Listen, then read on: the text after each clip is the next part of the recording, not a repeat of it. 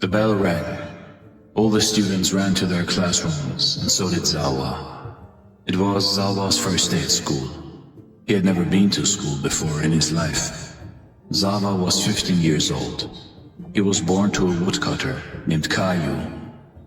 Both Zawa and Caillou lived on the hill. In his initial years, Zawa helped his father to cut the wood in the hilltops. This wood was sold in the city to run their family, and also to keep them warm in their hut. Due to extreme poverty, Caillou could not afford to send his son to school, although he dreamt of it always. Zawa had always been helping his father, and also learned the woodcutter's work. He was perfect to sharpen the axe and hit the tree at the right spots. He never had friends and never had been to the city. From his birth till now, he was only cutting trees and carrying wood. One day, Caillou told Zawa about his plans to send him to school. "What is a school?" asked Zawa. Caillou laughed and pointed to the red building down the hill. "That is a school, and you will get education there. With education you will become intelligent and find better work than this," replied Caillou. Not sure Zawa understood what his father meant. He just nodded a blank yes. He had no idea if there exists a better work than cutting and carrying wood, as he had never seen any, while living at the hilltop. So one day Zawa was sitting in the classroom with all the new kids.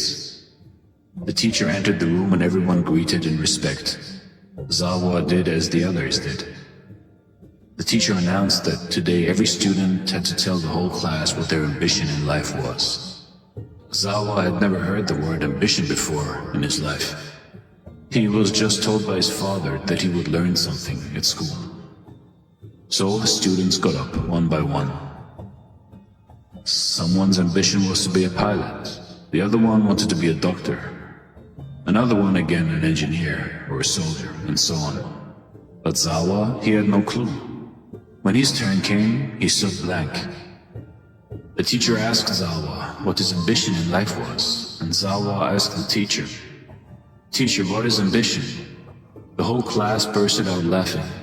The teacher silenced the class and explained to Zawa that ambition was something that he wanted to achieve in life, something that he wanted to do, or something that he wanted to become. Zawa still stood blank.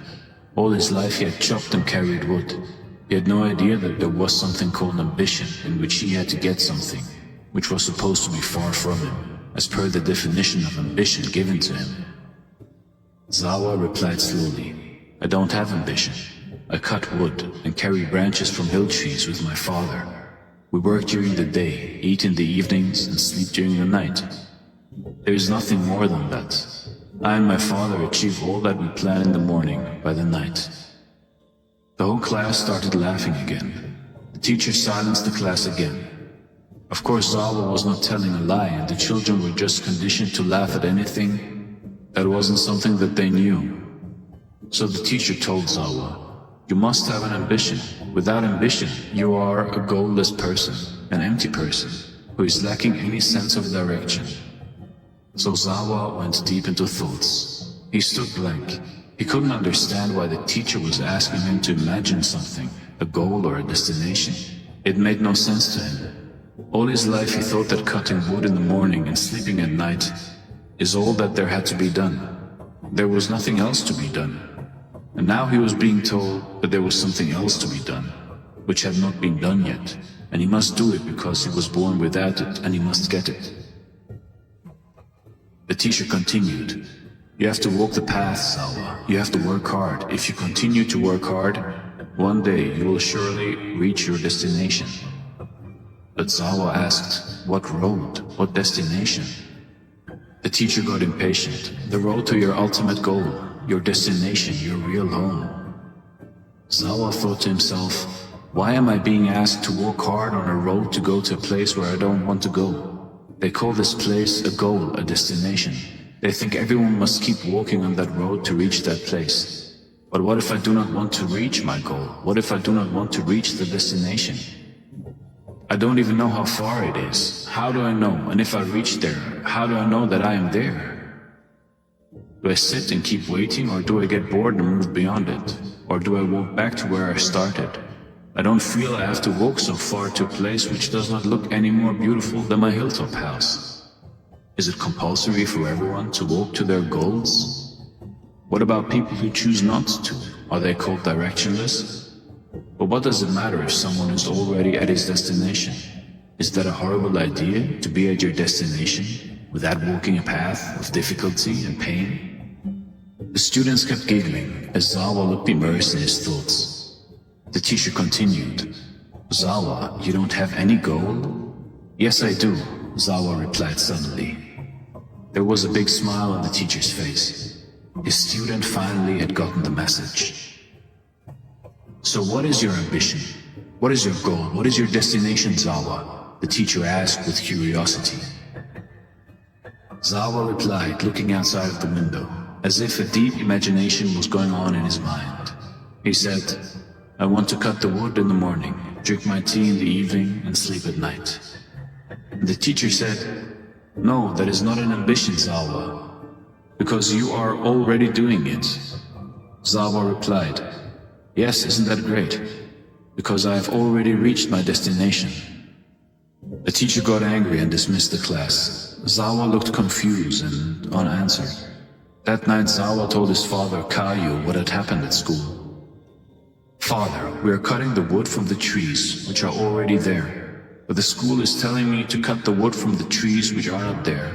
They are asking everyone to first grow a tree, wait for it to grow up and then cut the wood, something which we are doing right now without growing one."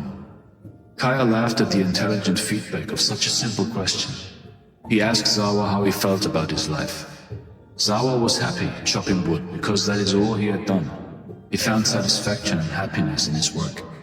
But the new word at school, called ambition, was supposed to be telling him that happiness and satisfaction were not to be felt so easily, but after a lot of hard work and pain. You can never be already at your goal at the start of your life. And calmness is always to be away from you, and you must walk that path to reach those feelings, only to realize that when you reach there, there isn't anything there, and you could have all those feelings from any point in your journey or without a journey itself. Tell them what they want to hear, Zawa. They also have ambitions to be successful teachers, Caillou said laughingly, and left his son alone to ponder his thoughts at night on the hilltop. The next day at school, Zawa was the first student to continue from where the teacher had finished the day before.